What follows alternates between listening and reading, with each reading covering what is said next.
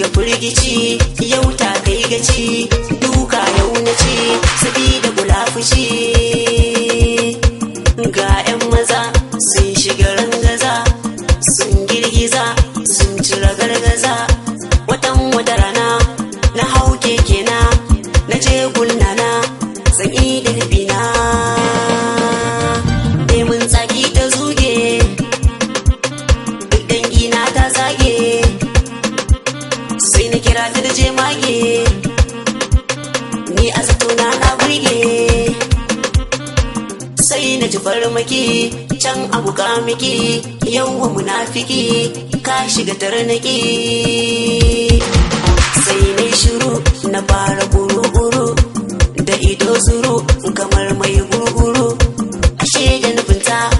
ta ɗau mafarauta ta shiryo keta ni za su hukunta mu je gaba Abdul Fiyano tun da kiɗa na ka kunno ga murfi kuma ga kwano ga madara kuma ga nono shiryawa ta yi fansa za ta yi tarko ne ta yi a cikin sosai ya zana yi ruftawa na yi ba tausayi duka na si da Allah nana ku bar duka na me laifina ki ban amsa na aikwata ban sabon mari duka jikina ya yi bari yau da ya gani cikin tsari mai kare ya ke shan dori kaji munafiki kamun ce haƙi mun kusa shan biki kayi hali baki ita ka tobara kai min yaudara yan karkara kawa kayan kara to sai ku bi doka don kar ku yi hauka misalin doka zare da madunka Allah gani cikin kangi gana a hannun yan gangi